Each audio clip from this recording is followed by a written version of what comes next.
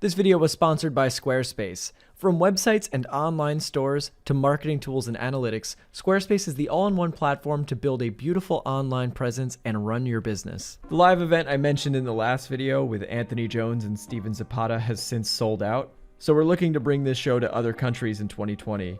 Be sure to sign up for our mailing list, the link is down below in the description, and be sure to let me know where you guys want us to head to next. These are going to be fun all-day events where you guys get to see us draw and paint, and you get to sketch along with us. And the best part of it is afterwards we all go out and do a drink and draw. So if you haven't seen it already, everyone's favorite knife-wielding art YouTuber Ethan Becker put out a video on how to fix my trash art. The video was super funny, and he made a lot of great points about how I tend to get caught up in the specifics, and how that often can come at the sacrifice of both your shapes and your gestures. While I agreed with pretty much everything he had to say, there's one point that I can't leave uncontested, and that is this point about me insulting his dog. I'm going to do something I don't normally do, but I'm going to share some DMs between Ethan and myself to try to clear this thing up. So out of the blue, Ethan sends me this message saying, "What's with that scrappy-haired, three-legged rat I've seen you with? Is that what you call a dog?"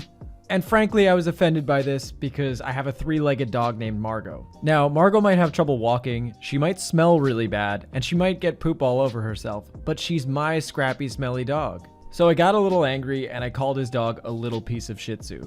But I guess for somebody that carries around a knife all day, that's pretty offensive. So he said that his pooch was going to Boston Terrierize the shit out of my dog. So after that, I figured it would just be best if I didn't talk to him anymore. And then next thing I knew, he was making a video about me. So hopefully that sets the record straight and puts this matter to rest. I mean, you have the evidence. All that's left to do is to try to fix my trash art. So my first step in trying to improve my shapes and gestures was to look at some great artists. This first set is inspired by Glen Keane from Disney and Gautier Alfirevic from Ubisoft. So off the bat, you can see that both these artists have very simplified and stylized shapes. I tried to replicate this in a couple of ways. So the first way I did it was I kept all of my major gesture lines very simple. This serves two functions. The first is to emphasize the overall movement of the pose. And the second is to add more appeal to my shapes, because our eye seems to be attracted to shapes that have a contrast of simplicity versus complexity. So while the left side of the torso is simplified to a shape with two curves, the right side just uses one curve.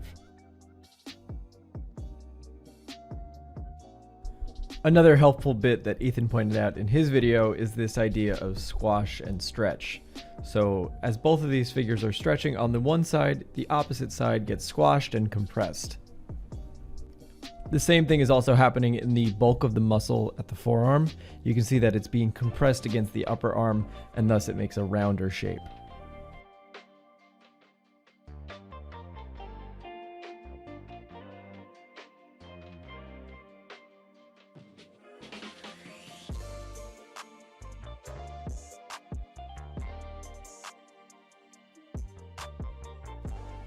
You can see all of these same principles happening here on this sketch.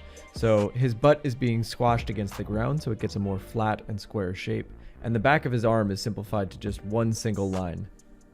The main focus of the gesture is his arm bracing his back so that he can stay upright. So I tried my best just to keep that message extremely simple.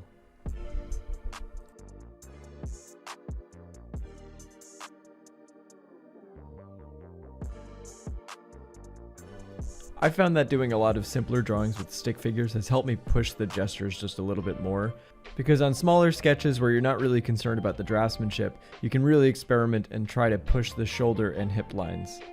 When you're doing these stick figure drawings, see how far you can exaggerate it until your drawing breaks. That'll give you a good idea as to how far you can push something until it looks absolutely ridiculous.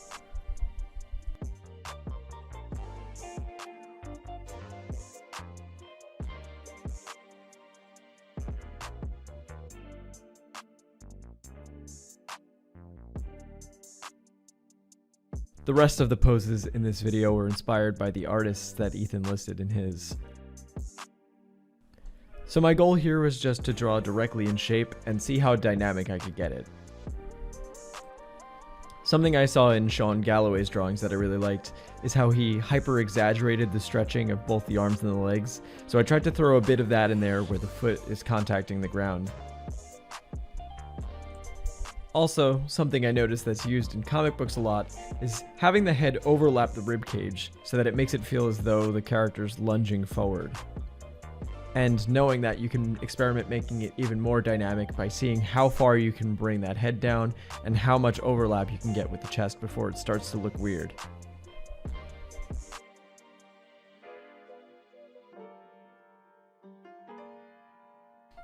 Allowing the body to curve is also really important. You're better off exaggerating how much the body's curving than completely understating that. I think our natural tendency is to try to subdue the amount of curvature and overlap that we see, but you're better off just pushing it to the extreme.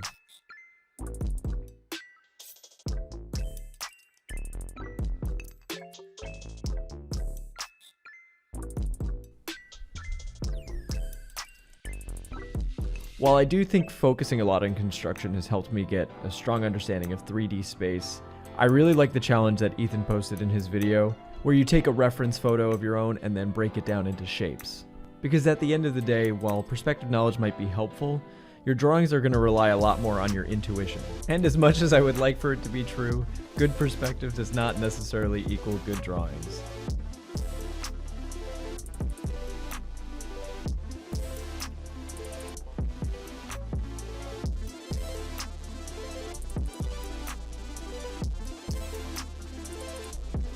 One of the easy ways to emphasize that an arm or leg is coming at you is to actually extend the opposing one. On the leg that's being foreshortened, you want to make sure that you're demonstrating overlap. So I have the knee overlap both the thigh and the lower leg. If you're a beginner, it's really important that you do this with some reference.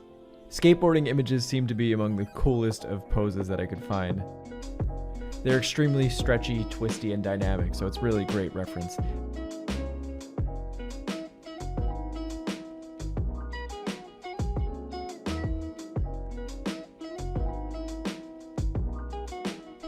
Next, I did some heavily foreshortened poses. My strategy with things that are really foreshortened is actually to start at the thing that's closest to us. So in this case, I started with both the hand and foot that were jutting towards the camera. So the two crucial elements here to foreshorten something is going to be the size dilation and overlap. So you can see that foot gets bigger as it's closer to the camera, and it's also overlapping both the lower leg and the thigh.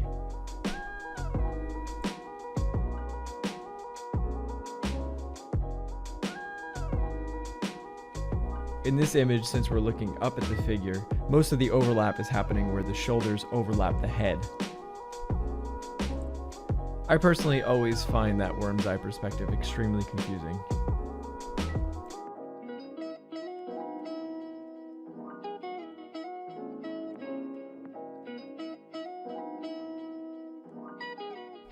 You can see the leg that's running forward here looks a lot smaller than this one that's coming towards the camera.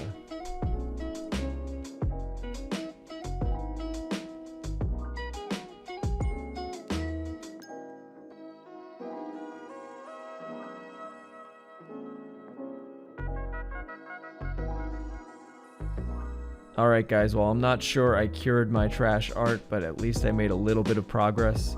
With that being said, I'd just like to take a moment to thank today's sponsor, Squarespace. If you're looking to build an online portfolio, consider using Squarespace. They have beautifully designed templates that have been crafted by Squarespace's world-class design team. Adding images into your website is as simple as dragging and dropping them into your browser window. And any images hosted on Squarespace can be edited in your browser using Squarespace's built-in image editor. Crop, resize, rotate, adjust brightness and contrast, and much more. Squarespace also makes it incredibly easy to bring in content from Twitter, Foursquare, Instagram, or Flickr directly into your page. Head to squarespace.com for a free trial, and when you're ready to launch, go to squarespace.com/moderndayjames to save 10% off on your first purchase. And be sure to use the coupon code ModernDayJames. Thank you guys so much for watching this video. If you enjoyed it, please click like and subscribe with notifications on. If you want to get more content like this, but in longer form, you can head to my Gumroad at gumroad.com/moderndayjames. And if you'd like to support what we do here on the channel, consider heading over to patreon.com/moderndayjames. Take care, everyone.